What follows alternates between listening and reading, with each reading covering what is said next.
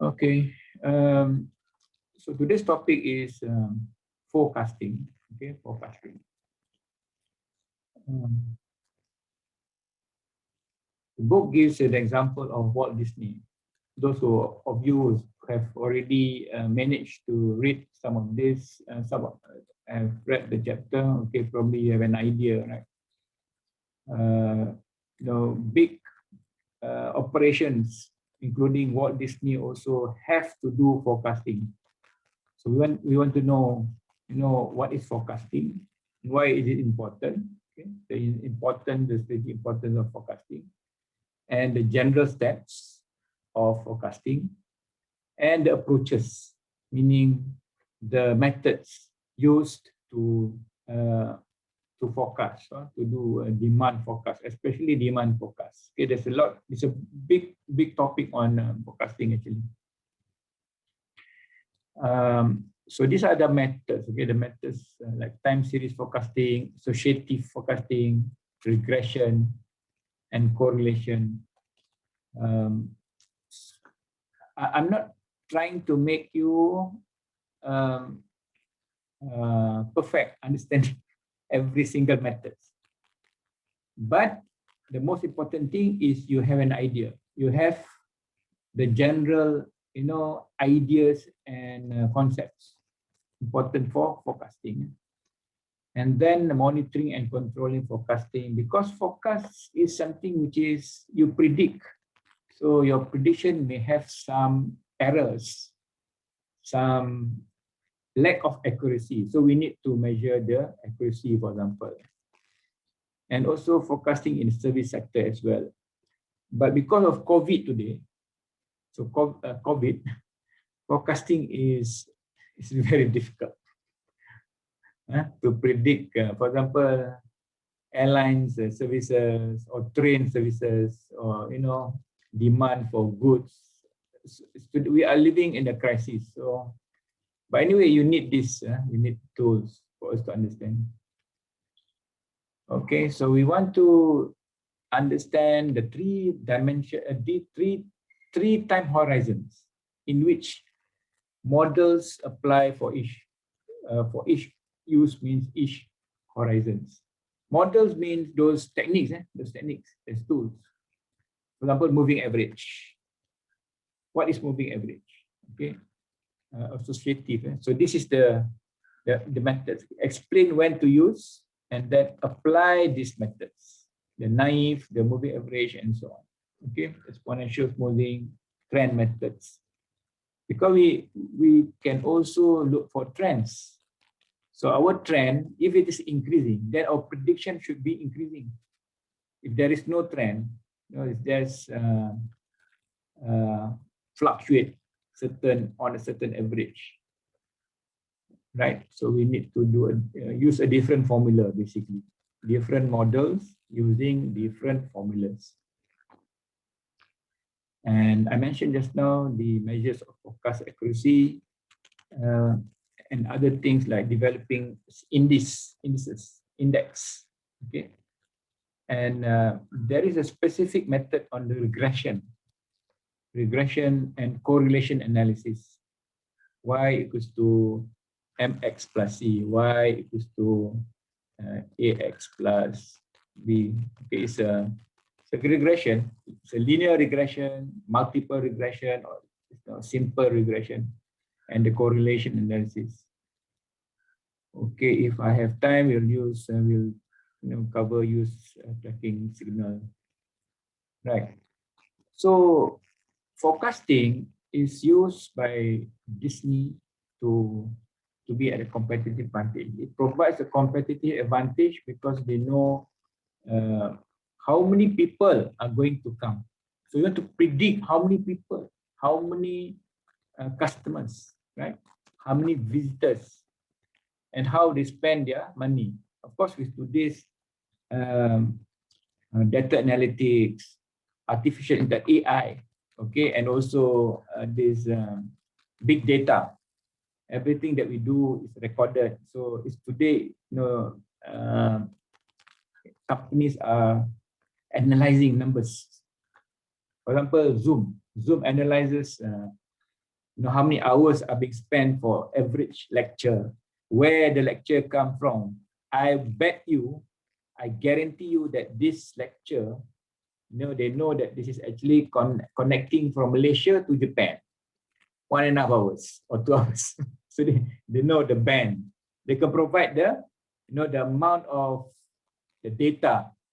If not, you cannot have, you know, you understand what I mean? Telco company know when the peak hours, when is the low hours. So they have to manipulate this. Even electricity, they know the peak hours, all this. So you can analyze based on this prediction. So daily management record contains only the forecast and actual attendance at each park. So it's not enough. You need to actually have some time horizon in the future. So Disney actually generates, or they produce daily forecast, weekly forecast, monthly forecast, annual forecast, 5-year forecast.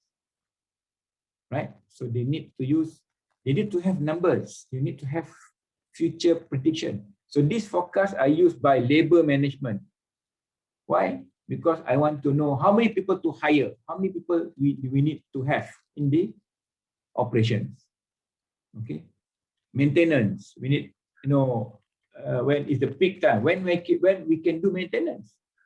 All right. When there's a low peak hour out time and operation hours, finance, and so on, parking schedule. So forecasts are used to adjust opening times, rides, shows, staffing levels, guests admitted into the what they call Disney World. So this is you know, the kind of usage and also importance of having a forecast. And on all the things, right? So of course they have also economic model that actually integrate GDP, cross exchange rates, arrival into the USA. But we are not going to get into those economic model. We are going to go to the demand model. Okay, demand. Because economic models are going to be much more difficult. Okay, for example, predicting economic growth during COVID. Can we predict now? Do you think it's easy? It's very, very difficult today. Very, very volatile. Okay, volatile means up and down, so we don't know. But during stable time, okay, assuming this is stable time, the average forecast error for 5-year forecast is 5%. This is for Walt Disney. Then the average forecast error for annual forecast is very low, 0 to, you know, some even 0%. Error means the difference between actual and prediction, or the forecasted value. So what is forecasting? You see the photo there, I mean the picture there. No prediction. It's not telling your fate. I think in Japan they like to go to, you know, see your future. Right? You're going to marry this guy. You're going to, so this is not that prediction. Okay, not that you know, go to this person. This is using statistics and mathematics basically. So process of predicting a future event is forecasting. Anything that we try to predict future. And it is important because just now I mentioned, right? It is actually used for many things. And it is a basis for all business decisions. If the demand suddenly increase and you do not have the production capacity, how are you going to meet the demand? And you will lose customers, because customers want their product and they are actually not getting the product. It is a basis for all decisions, all business decisions, whether it is for production, whether it is inventory, or even human resource personnel, and buying new equipment. You need to buy new equipment. You know, new equipment for building up capacity. Capacity means, you know, you want to produce 1,000 units of cars. your production facilities must be sufficient enough, okay, to make that. Right. So what? It's basically prediction. And the time horizons, when we do forecasting, we will always break down into these three time horizons, time zone. Short range, normally up to a year, but generally less than 3 months. Okay, so we're talking about very short term. And what it is used for? It is for purchasing, for example. Okay, 2 months confirm order, 3 months confirm order. You cannot confirm order 1 year ahead. Confirm order cannot 1 year ahead. It's too long. Okay, it's the supplier can only supply you, within this short period. So purchasing, job scheduling. You don't job schedule next year's job. No. Job schedule is for this semester only. For example, teaching this semester. You take class this semester. Okay, so this is job scheduling, right? Workforce level, job assignments. So these are short term. When you talk about medium term, we are talking about sales and production planning, or even budgeting. Okay, budgeting. So 3 months to 3 years is medium range. We will cover one topic, aggregate planning, but probably, not in production management too, the B. We have a medium range sales and production planning technique method. And of course, the long range. Long range means more than 3 years. But normally long range forecast is the most difficult because you don't know. Okay. So new product development, and this is long range, facility location, where to locate. But of course, it, in operations, it will give you whether survival or not survival. Survival means you'll be able to profit from the new product that you are producing. You're going to introduce, for example, new models, new car models, new telephone models, new electrical goods, okay, new technologies. Okay, so long range forecast. So this is the normal. Our forecasting is probably going to be short range, not much short range and medium range. No long range. Okay? We're not going to dwell with long range. Okay. So medium range will deal with more comprehensive issues. It will decide about planning and products, the facility, the plants, and the processes. So short-term forecasting usually employ different methodologies than longer term. Obviously, we cannot use the same methods to do the forecast. And of course, short-term forecasts tend to be more accurate. The longer the time horizon, the blur it more become. Okay, you cannot predict future. If you predict, for example, anyone predicted COVID. Maybe someone predicted COVID. No one predicted COVID. Okay, if someone predicted COVID, then he's God probably. It's God. Only God knows. No human being can know. All right. I just want to mention this, okay? That introduction and growth, because product have life cycle. There is introduction, growth, maturity, decline. So during the introduction of the product and the growth, you require longer forecast than maturity and decline. Okay, because when the product is growing, you need to know the demand. Because to meet the demand, you need facilities, you need workers, you need resources. For example, suddenly the demand increase, you don't have raw material, so you're going to lose the market. Okay, so basically, because all product will have their life cycle.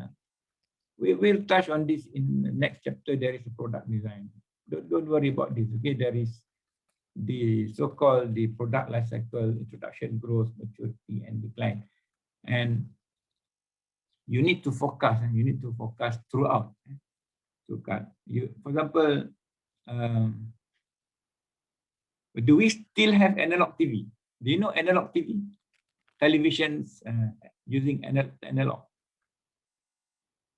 Today we have mostly digital. Okay. Or even pen drive. Not pen drive. Have you seen the 3.5-inch disk drive? Not disk, hard disk. Now we don't use hard disk, we solid state disk. Anyway, product changes, so you must predict product is going to die. So if your product is going to die, you don't have a new product, then you're going to be closed down. You're going to close shop because you don't have products. Okay, so this needs to be continued. Okay, I'm not going to cover this. Okay. So I mentioned just now that we are not going to cover economic forecast or technology forecast. We're going to go only looking at demand forecast. That means we want to predict sales of existing products, and we know some data, some numbers. Then we want to analyze that and calculate, basically calculate, right?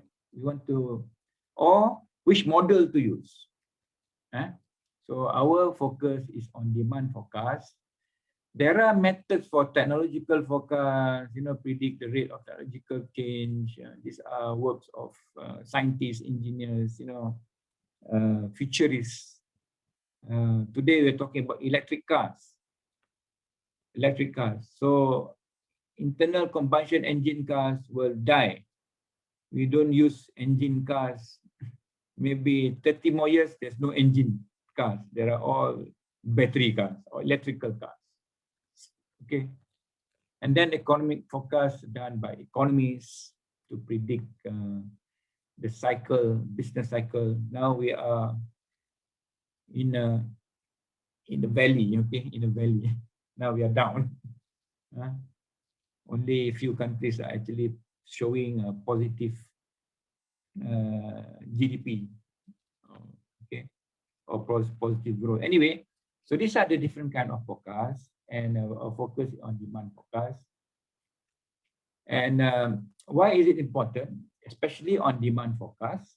I mentioned just now already that we need to a good forecast will ensure that our supply chain management is going to be effective, and we have the sources of raw materials, products, components that we want to use, to make our product or to deliver our service. To deliver your service, you still need to have your supply chain. Supply chain means the people who provided you the services in trying to meet the the end product. Okay, for example, you want to sell milk, processed milk. You need to have raw milk. Where you get your raw milk from? Where? From Hokkaido? Okay, you bring it to your factory, then you process, or you bring it from New Zealand or Australia. You want to produce yogurt, okay, yogurt, and all this. So supply chain, will ensure that a good forecast will ensure that you actually protect your products. Okay, so good supplier relations, and of course, if you have good supplier relation and good supply chain, is advantageous in terms of product innovation, cost, and speed to market. And secondly, human resources. For example, this the strategy important forecasting, especially in operations, because in our companies, you need to hire, you need to train. You cannot employ someone and ask him to do the work immediately. It's impossible. You need time to train before the employee can deliver or do his job. Okay, especially manual work. A factory, they need welding guns, welders, not welding, welders. You know, welders, people who do welding or do machining or do cutting. Okay, so you need to hire, train, and lay off. So this will determine that. And then capacity. Okay, capacity means the ability to meet the demand. Capacity, you need, for example, every day, 7-Eleven, you have 2,000 7-Eleven in, say, Tokyo. Every 7-Eleven, you need to supply 50 onigiri. 50 onigiri. Wakarimasu ka? Okay. So my factory make onigiri. So I need to have 2,000 times 50 every day to send to 7-Eleven. So I need capacity. Capacity means my machines, my production line. Okay, so capacity shortage can result in undependable delivery. So you cannot meet the delivery to 7-Eleven if there is no capacity to meet that. Or loss of customers. So when you go to 7-Eleven, every time you go to 7-Eleven, there is no salmon onigiri or tuna mayonnaise. Tuna mayonnaise no onigiri 9. So you go to Family Mart, because Family Mart, every time there is tuna mayonnaise onigiri. So you lose market, lose of customer, and lose market share. Okay, Maskar. This is very important. Good forecasting. Of course, 7-Eleven must give good forecasting numbers to the supplier. Supplier that makes the onigiri must know, okay, how many you want today? Okay, 50 we can make. 100, no, we cannot make. Too many, we don't have capacity. So 7-Eleven will get another supplier to supply that 50 extra, for example. Okay, so this is very important. So 7 steps in forecasting, you determine the use of the forecast. Okay, you determine whether it is for maintenance, for production, and so on, for operations, or for delivery, or scheduling. And you select the item to be forecasted, and you determine the time horizon, and you select the forecasting model. So we are going to look at these forecasting models. And you need to gather data, because you cannot do the analysis if you don't have data. Data means numbers, or even quantities, and you make the forecast, right? Because based on the model, you can actually calculate the values, the numbers, and you validate and implement the results, meaning you keep on improving your model, basically. But this is something that we need to understand. Models are models. Any mathematical model are just models. It is not perfect. Okay, forecasts are seldom perfect. Because there are many things which are unpredictable, beyond our control. Demand increase, demand go down. There is a, for example, today in Japan, the demand for halal food has decreased a lot because there is no tourists coming from Malaysia or from Indonesia. So all the halal shops are going to be closed. So because of these unpredictable factors, and may impact the forecast. Most techniques will assume or make assumption. Assumption means basis. Okay, the basis is there is stability in the system. Okay, so the model is actually made on the assumption that the system is stable. Okay, there are not much influence and changes, right? It's a stable system. But today, that's why it's difficult today. COVID is totally unstable, okay? Because of COVID today. Okay. And then another thing to remember is product family and aggregate forecast. Product family means the same kind of product. Okay, for example, when you say about breads, okay, bread, the the loaf of bread, same, pan, different breads. So product family depend on product family, and the aggregate means the total forecast are more accurate than the individual product forecast. So I cannot, for example, if I sell Toyota, they sell cars, but they also sell trucks. In the car category, okay, this is the product family, automobile.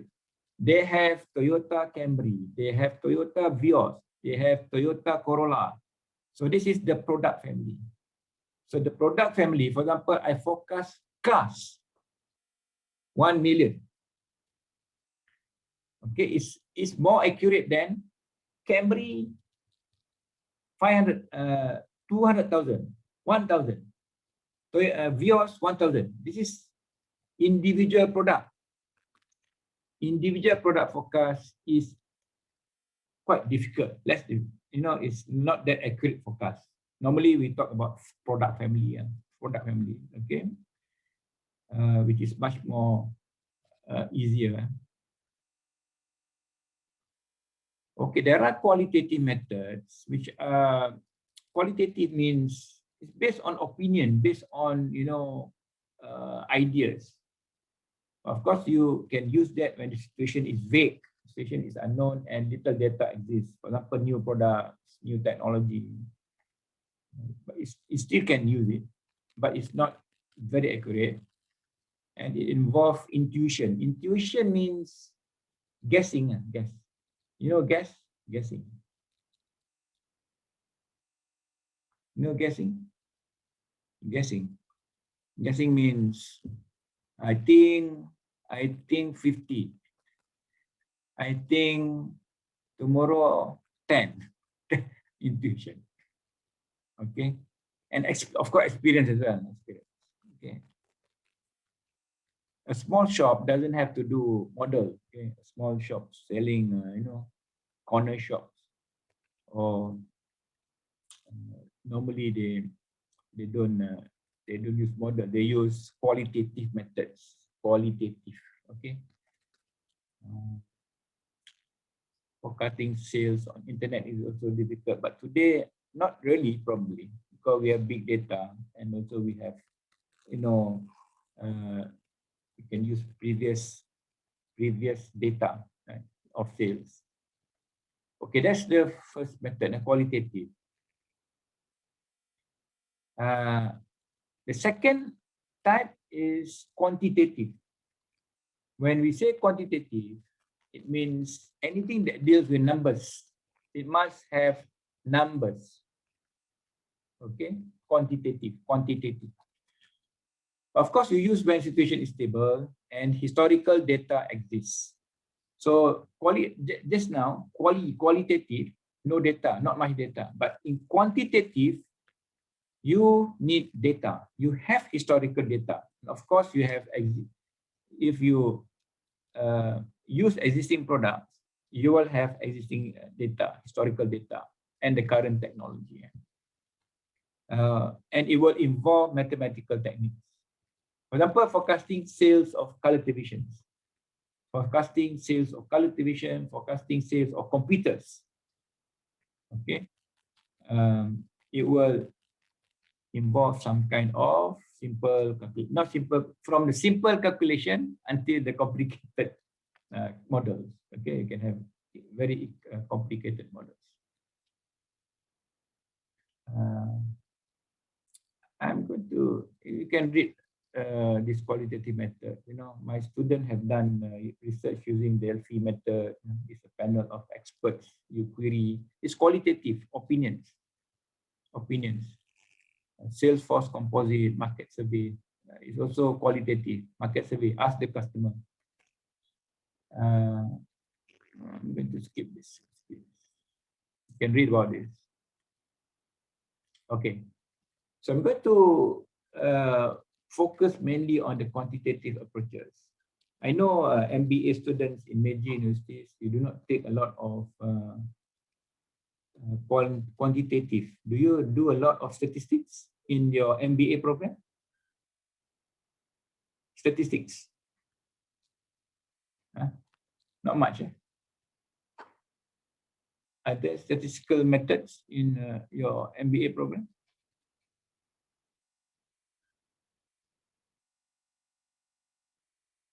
You know what is statistics? Statistics. Anyway, okay. So this is a mathematical model. It's actually quantitative, and it's divided into two.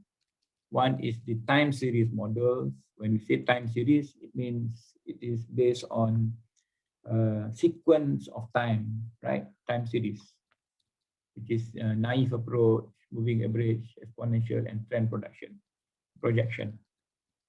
And the other type of what we call quantitative approach is associative model, which is actually the linear regression. Linear regression is associative, okay? But it depends on, it doesn't see the time series. It's associated with previous data. It is interrelated with previous data. Right.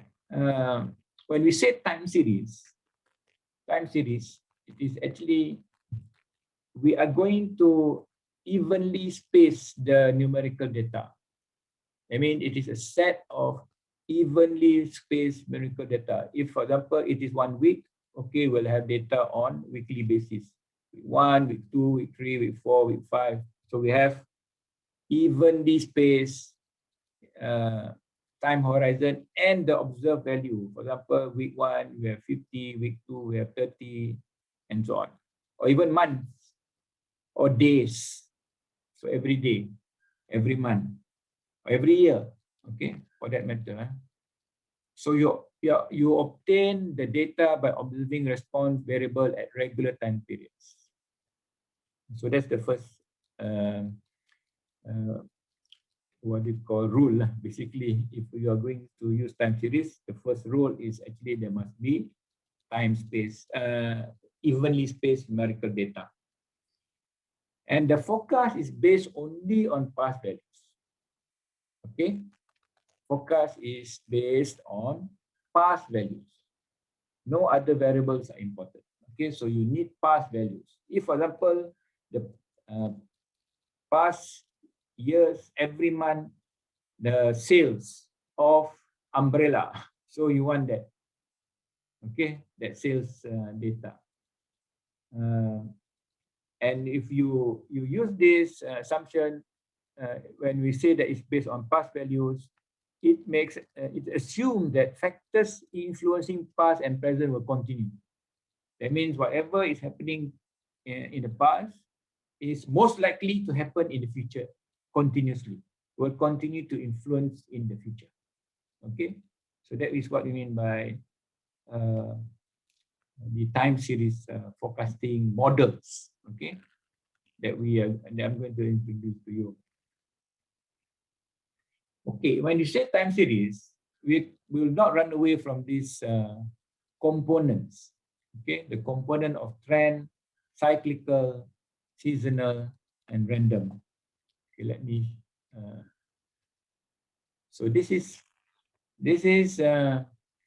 when we say trend, that means the value increases. That is what we say trend. From period 1 to period 2, gradually it will actually increase. Okay, as compared to the this is actual demand line, but it is just from one set of data. Okay, so this is the the actual demand. So these are the seasonal peaks. Okay, so you have seasonal. And of course, this is cyclic, right? what's more? One more. Random. Random variation is, from one previous data to another one. It is actually random variation. So we're going to look at this.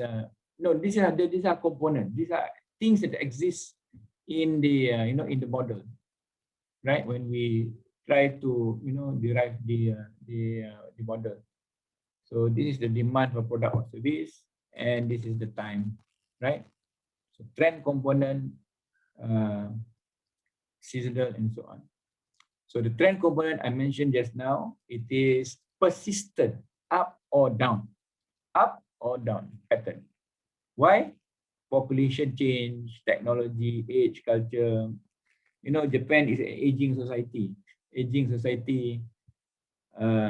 Number of new workers that can enter market is going down.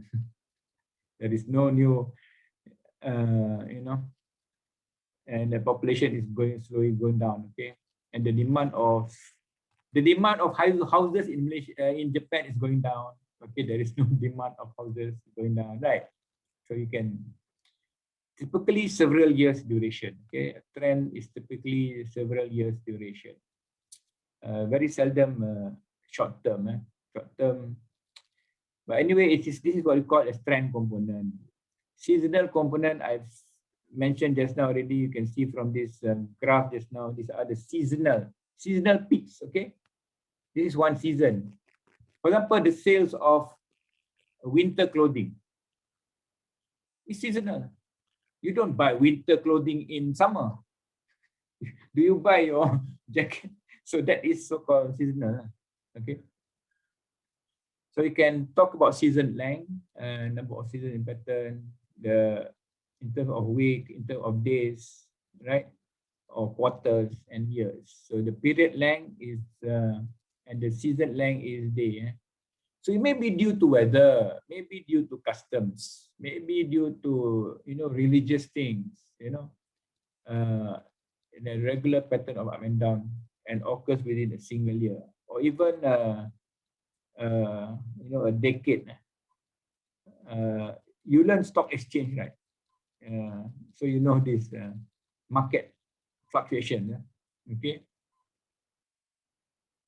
Cyclical is repeating up and down movements affected by business cycle, political and economic factors, and it is a multiple years duration. But it is often causal or associative relationship. I mean, we can actually, if you take a long-term trend, we can actually, do some regression, okay, linear regression to see the the association. But it's cyclical component, very long, multiple years. And the random component is the erratic, unsystematic, residual fluctuation. Okay, these are random changes, Monday to weekly random variation, due to random variation or unforeseen events, and it's not repeating. Okay, right. I can't think of an example now. Any questions? Are you following? Okay, now let's get to work. Okay, right. I'm going a bit fast because I need to introduce to you these what you call models, mathematical models. Now we are still into this time series, and we are demand forecasting. Okay, demand forecasting time series. The first approach is called naive approach. What is naive? Check in the dictionary. What is naive? It's naive like approach. Huh? It's like sensitive. Sensitive. Any other words?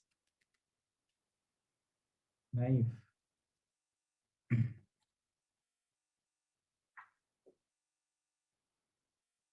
Nihongo de ne. Naive is something like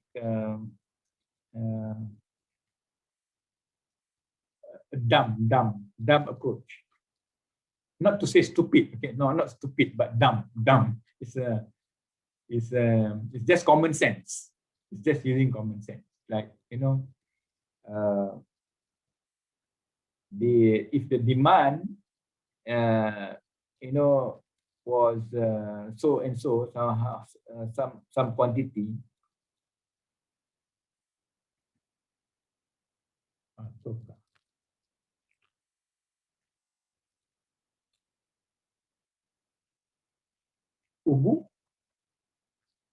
Ubu je naik.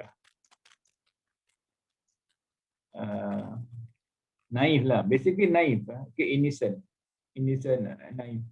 So if January sales were 68, you know, then you are the predictor, you are the forecaster. Then I say, okay, I'm going to stick with 68. So I'm going to produce 68 also for February. So I didn't have any, you know, new changes. Or for example, I sell this special kind of takoyaki.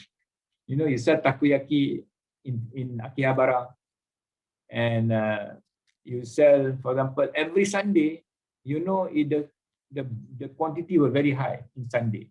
Every Sunday, you just say, okay, Sunday, we will prepare 500.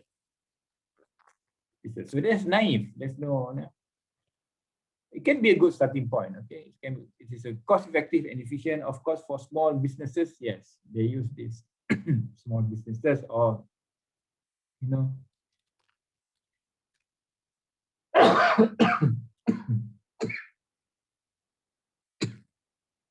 Sorry. Small businesses or even small shops, small stores. We're not going to go to this. We're going to go to this. Okay, moving average method. The first quantitative method that I'm going to introduce to you is moving average. It is common. It's used anywhere, even in calculating your stock market, you know, and so on.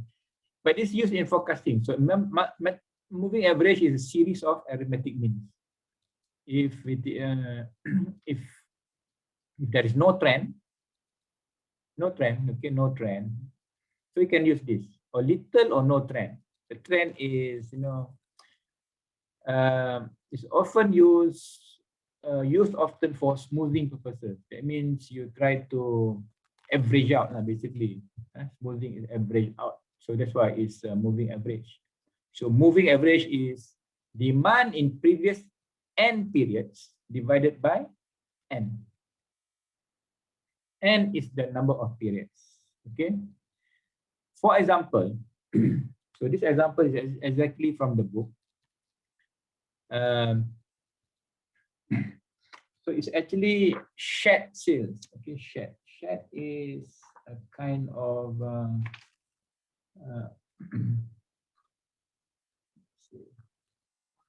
shared. Shared is a shelter. Okay, a shelter.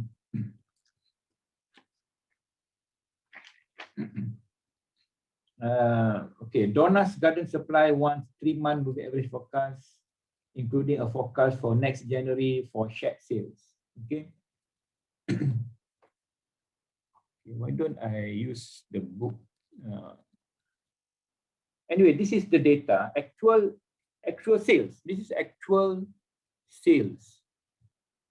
Okay. But of course, this actual sales was obtained later, but this is already, it's just an example. So when I want to use 3-month average, obviously I would not have the first 3 months because I need 3 set of data in order for me to predict. So I can only start in April.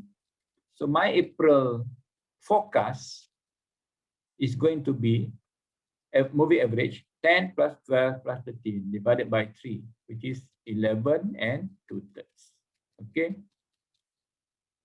And of course, this calculation comes first before this. This is actual sales, means after the month complete, then only I can get this data. You cannot have this number before 11. 11 is predict number come first. Okay. So when I have the actual sales, then I can use this next 3 to predict this. So it's 12 plus 13 plus 16 divided by 3, which is 13 and 2/3. Okay. Right. And you can see that there is the differences between what you predict and what we actually what we call sold. Okay, so this is moving average. It is good enough, but probably not that accurate. Okay, just can be used, okay, as a forecasting tool. Okay, as a forecasting method. Now, so my problem with moving average is that it is not that accurate. So I want to improve on the moving average. So I introduce weighted moving average. So what we do is we put in weights.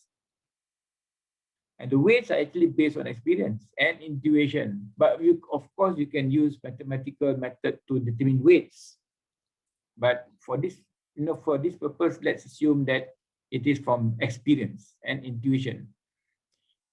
Again, we need to use older data, but there is when some trend might be present. Okay? It is used when some trend might be present.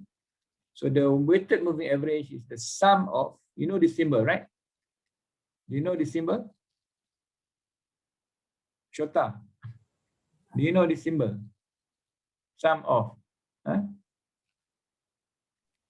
Yes. Any one of you do not know this symbol? Yule, you know this symbol? This symbol, you know? Yule? Yeah. Okay. So everybody, so sum of weight for period N multiplied by demand in period N divided by the sum of weights. Okay. So we have this formula straight. Now, right. So now it is the same set of data, but we are going to give weights for the last month. For the previous month, okay, previous one we're going to give 3 weights of 3. 2 months before, okay, 2, and the 3 months ago 1. Actually, there is 1 here. It's missing 1, so you confuse. 1 times 10 actually. So 3 times 13 plus 2 times 12 plus 1 times 10 divided by 6, because 3 plus 2 plus 1 equals to 6. Okay, so this is weighted moving average. You're going to give more weights to recent data. That means the recent data is much. So you're given the three weights more important, 3 times more important than the 2 months before. 1 month before. Okay, it's in that way. Okay, in that manner. Professor, Yeah. I have a question. Are there any rules to decide these weights? Yeah, there are rules to decide. How do you? The rules are based on experience and intuition. Weights are based on experience and intuition. When you say intuition, means based on your opinion. Opinion. In this case, so the opinion was 3, 2, 1. I cannot change that. If I say that I believe that it is not 3 to 1, but I want to use 5, 3, 1. Okay, no problem. That is because of my experience. I see. Thank you. But of course, you can also do mathematically to determine that. I'm not going to, bother with that now. So we have this 3, 2, and 1. So our new, the different is a bit different, is 12 and 16. Previously it was 11. So we can do for the rest. We can do for the rest. Okay, so showing here. So we can do for the rest, and this is the values based on weighted moving average. Okay. So we need to do continuous analysis. So we want to compare whether, you know, this produces less error or not. Okay, we have a tool for that. There's a method to actually compare that. Right. So now you have seen moving average and then weighted moving average.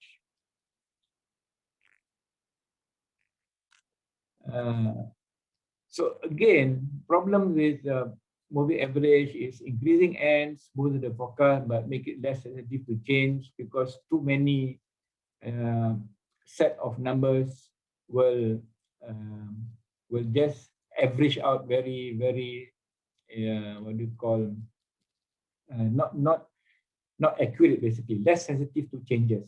Because if you have only small n value, then you are sensitive to the changes. And another thing is it requires extensive historical data and do not forecast trends well for moving average. So we want to have another tool. We want to think about, is there any model that we can actually consider, you know, trends, for example. Can we have a smoothing constant? Can we have something that actually will, what do you call, make our so-called forecast better, basically. Okay, so we're always searching for different models. Okay, we're searching that fits our product, that service our usage, okay, and our purpose. So this is the, you know, graph for moving averages compared from actual sales and you know, moving average as well as weighted moving average. That's why we need to, you know, come up with an improvement. So the improvement is actually, they call it exponential smoothing. Exponential smoothing is trying to improve moving averages problems. Okay, moving is too simple, you know, it doesn't show trends. It's just taking the previous data, latest data, and you know, producing the prediction or the forecast value, basically. But it is actually some form of weighted moving average as well.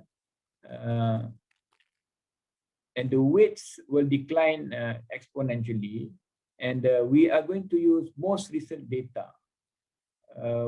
So most recent data will be weighted most, given more weights than previous, you know, old data. Okay. But the thing is, we need to introduce this so-called smoothing constant. Okay, smoothing constant alpha. It is chosen subjectively. So again, it is based on experience and you know, past records as well. So it's subjective. It's subjective. It ranges. This alpha value range from 0 to 1. So it is a value from 0 to 1. It can become 0.2, 0.8.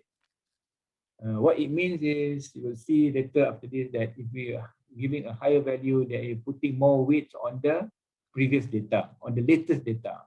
Okay, and involves little record keeping of past data. So what's the formula for that? Don't worry, I'm going to introduce you a lot of formulas. Okay. So the new forecast. So in exponential smoothing, new forecast, let me forecast for time next period, ft, next period, time t is equals to previous forecast plus alpha, which is the smoothing constant, multiply by what is this? At minus 1 is previous actual demand minus forecast a previous forecast. Okay, so previous period forecast. So this is a difference. This is the difference between actual and forecast. So you're going to plus some.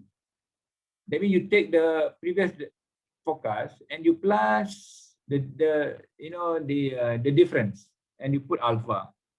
Of course, if alpha is 1, you just take the absolute change. Okay, right. So this is what we call as smoothing constant.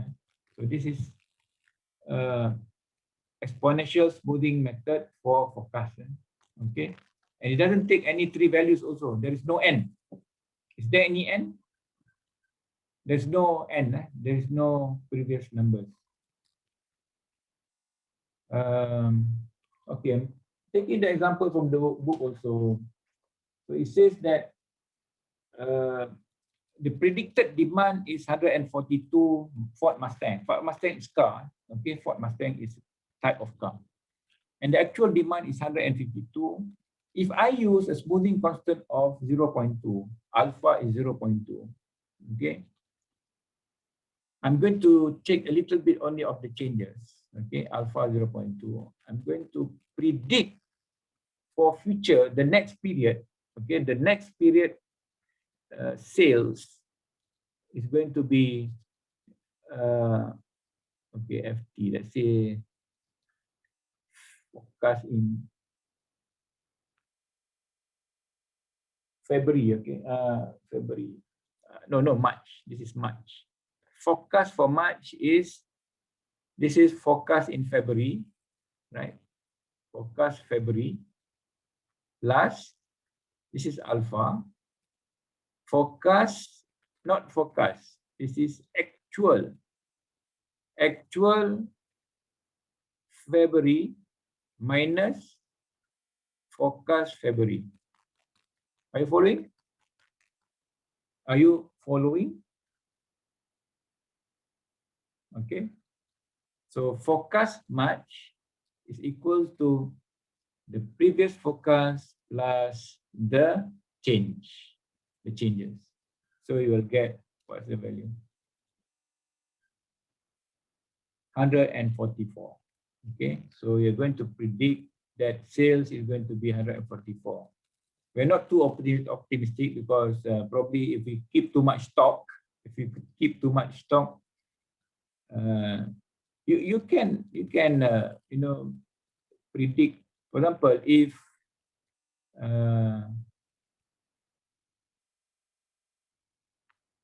alpha is 1, so 153 minus 142. What is 153 minus is 11? So what happened? So new forecast is the same as demand, basically. Understand? So alpha, the greater the alpha, the closer it will become to the actual demand. Am I right? Yeah, 153. Okay. So if you use alpha 1, you will get the actual demand value 1. Okay, so smoothing constant generally used is 0.05 until 0.5. Okay, and as alpha increases, the older values become less significant. All right, the older values older values of the forecast. Okay, the previous forecast become less important or less usage. So this is the what we call weights assigned to different periods. Okay, what is the effect when you actually use different periods, weights that you assign? So for example, for the most recent period, you will use 0.1. Okay. So it's just illustrating the effect of changing your alpha. Basically, it's the effect of changing alpha. Okay, as alpha increases, the older values become less significant. Okay. Anyway, we'll just use the alpha, which is actually being predicted by what we call the analyst. Okay. So this is also another way of looking at the impact of different alpha being used. Okay. So if you use a smaller alpha, okay, it's not going to actually be close to the actual demand. So the bigger the alpha is going to be, actually, that's why when alpha is 1, it's actually going to be exactly equal to actual demand. Okay, but you don't use alpha equal to 1 now. Just try to predict as close as to the actual not actual demand, previous prediction, previous forecast.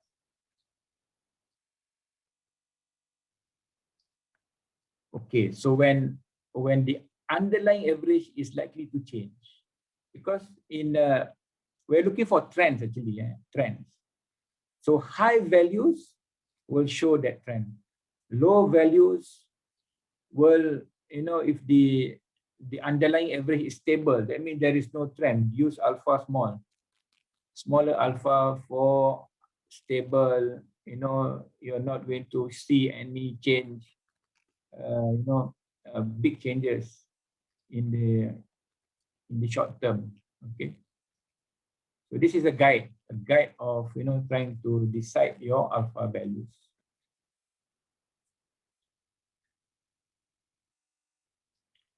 So we generally do this by selecting the model that gives us the lowest forecast error. Okay, so forecast is actually forecast error. What we are trying to do is actually, when you minus the actual demand to the forecast value, is actually the error, right? So we're going to actually use that. Okay. So the objective is to obtain the most accurate forecast, no matter what the technique is. I mean, if we can actually reduce the error, the more accurate the next period forecast is going to be. Okay. There are many measures of error. Okay. One of them is mean absolute deviation. MAD. MAD in English is it's not MAD. Okay. MAD. Do you know what MAD is in English? MAD. Angry. And also crazy. Crazy people, they are mad people. Okay. Crazy. Anyway, this is not MAD. Okay, this is actually MAD. Mean absolute deviation. Well, it is actually the sum of actual minus forecast divided by n. Okay, so we have all our actual and forecast values for all the periods, so we can find and calculate the mean absolute deviation, so that we can measure the different MAD values for different methods. Okay, we can compare which one gives the smallest error or which one gives the smallest deviation. That's the best method. So, for example, this is using different alpha. Okay, using different alpha. This is, for example, this is the actual. Okay, the actual tonnage unloaded. So you will see this forecast when using alpha is 0.1, forecast using alpha 0.5, 0.1 and 0.5. Of course, this first period you don't have, and then the second period, you cannot have the first period, because we need the one data before. So using alpha 0.1, you will get 175.5. This will get slight 177.5. Okay, 174, 172, and so on, 173. So we want to do the with how to calculate the MAD is actually sum of all the actual minus forecast, actual first period minus forecast first period plus actual second period minus forecast second period, sum it up, and then divided by n. So you will have the mean.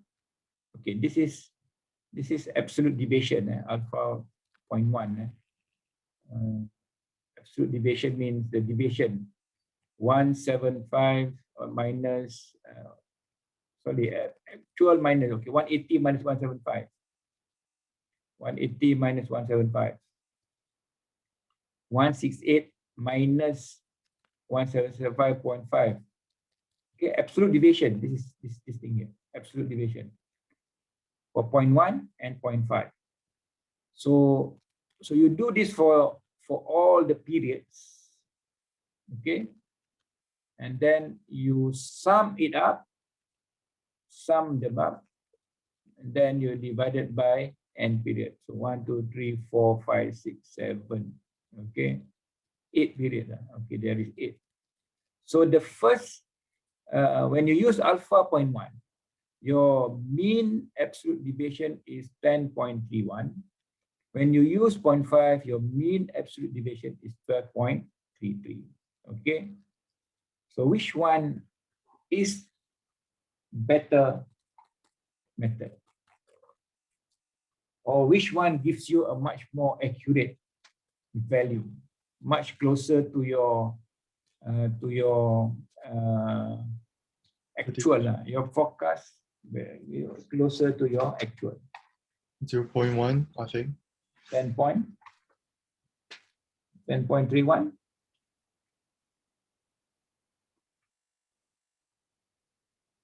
Let me, okay. So, so the comparison of these two MADs, so using a constant, smoothing constant of alpha 0.1 is preferred to alpha 0.5 because it is having a mean absolute deviation smaller. All right, so we want, it is actually better to use alpha 0.1. So we can actually do some, put in 0.2, put in 0.3, you can actually decide which alpha to use already. You don't have to use intuition. No intuition needed. No guessing.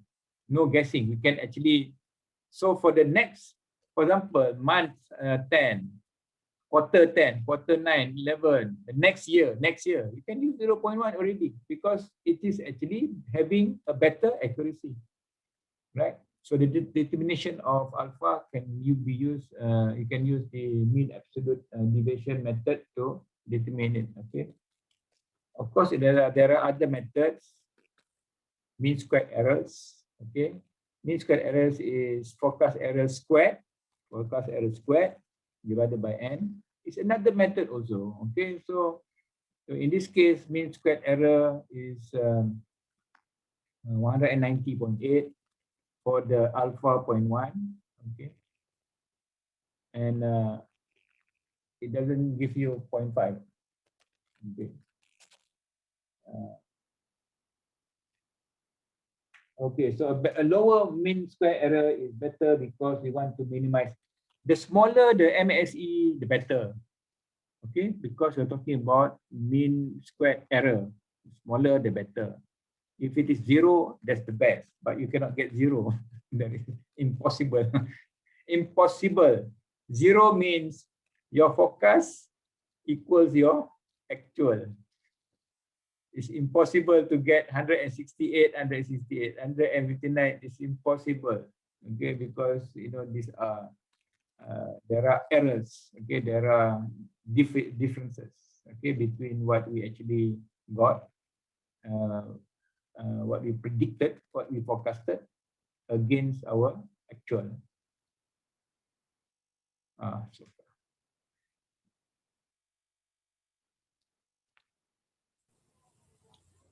show you. I need to just show you a few more things. I'm not going to. There is this also method which is exponential smoothing with trend adjustments. When a trend is present, exponential smoothing must be modified. So it is modified in the formula. If you understand the formula, you can see that it is actually taking into account the difference. Okay, so this is forecast. Right. Okay, this is the formula. Don't worry about the formula. I'm not asking you to memorize the formula, but you must understand that now there is a factor taken to actually consider the what we call previous time. Okay, T is exponentially smooth trend. Okay, that will give a better forecast if there is a trend. So it's a it's a mathematical method of trying to determine your forecast, right? And it's good when there is certain conditions. In this case, there is trend. And you can see here the fitting between not the the line actual, and this is forecast. How close this is, right? It is close, right? It is close to the actual demand, the forecast, including trend. So that is another method. And the final thing that I just want to highlight to you is another thing related to trend, which is actually regression. I think you've seen a lot of regression before, right? Linear trends. Y hat, Y prediction, Y hat is A plus BX. So the A is actually the Y-axis intercept, and B is the slope of the regression line, something like this. Okay, so this is a regression line, and it's actually least square method. Least square. What is the deviation between the data and the predicted line, right? So this is the trend line. Y hat is equal to A plus BX, right? So this is called the least square method or a regression. Basically, there is a dependent variable, and then there is the time period. Okay.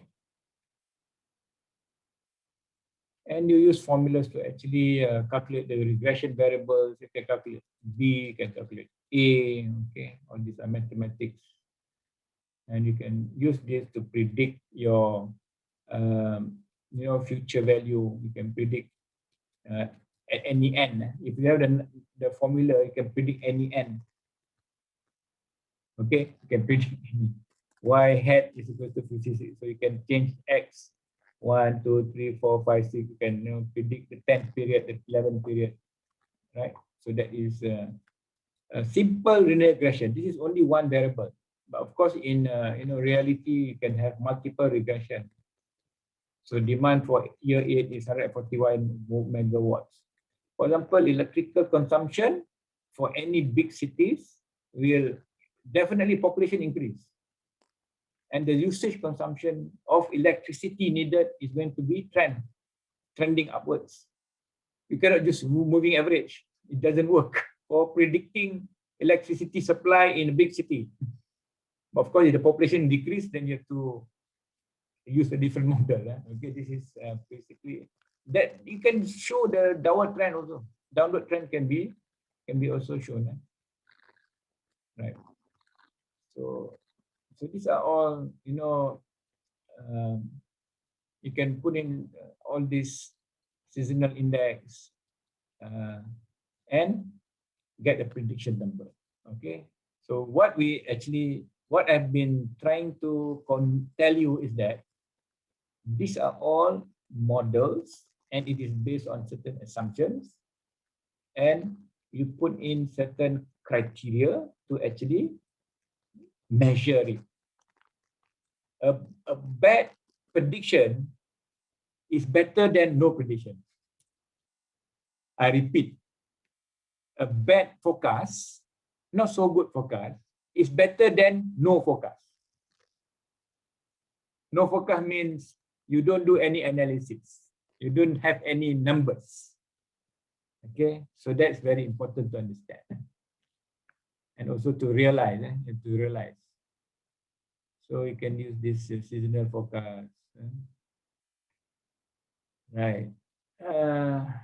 You can come up with this seasonal index. And last thing, So all these are numbers that you can actually, crank, and as long as it makes sense. Numbers. The most important thing is it is making sense. What we mean by making sense? It's common sense. Common sense means it is predicted by this variable. You must know the variable. Common sense, logic. There is no, for example, I want to predict my health. So I use my blood pressure, my blood sugar level, my cholesterol level. So I draw a line, then I know my health. Why health is, x1 plus x2 plus x3, right? So it is, you can predict, you can predict, right? And there are associative forecasting method. This is again, it is using 2x, okay, 2x. Sorry, predicting sales based on payroll. This is the formula, okay, the formula for finding the slope, okay, and interception. Interception is what, based on this formula, right? So you can draw the graph. Actually, you can draw the graph. You can actually see the basis is still the mean square error, actually. So sales can be predicted by 1.75 plus 0.25 of payroll. Okay.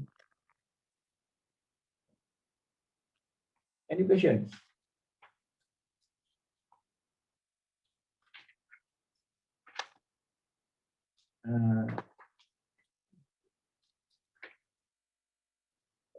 Sales is equals to 1.75 plus 0.25 payroll. It's actually, okay, it's actually a construction company renovating old homes at in one city in US. Okay, so the model sales, so it's especially basing on this data of sales, payroll. Oh, okay, it's actually PET data. PET data means at the sales of 2, so 2, the payroll is 1. So this is associative. Associative means what is the association between sales. So this is the predictor. Sales is the what they call dependent variable. Okay, the independent variable is payroll. Okay, so this is a pair data. Pair. It's in pairs. You understand? It's in pair. It's in pair. Two. Okay, pair. Twin data. So you plot this and you find the best fit line. Okay, the best fit line. So you can predict sales based on your payroll.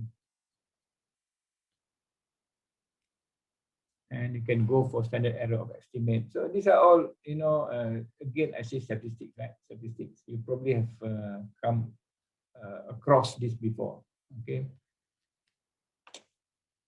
It is, if you are interested into statistics, you can do a lot of things. Okay? Correlation coefficient. If you are interested in statistics, you can do a lot of things. You can do a lot of, you can calculate R value, okay? R equals to 1. Okay, perfect R equals to 1. R equals to 1. R is equals to 0. Don't know, maybe 0.7. R0, no correlation. R is to negative 0.7. R is equals to negative 1. R, coefficient correlation. Okay, so you say, okay, 0.5. Okay, it says 0.5. 0.5. Okay, correlation coefficient when you use statistics to associate, okay, relationship between two variables. One is independent, one is dependent variable.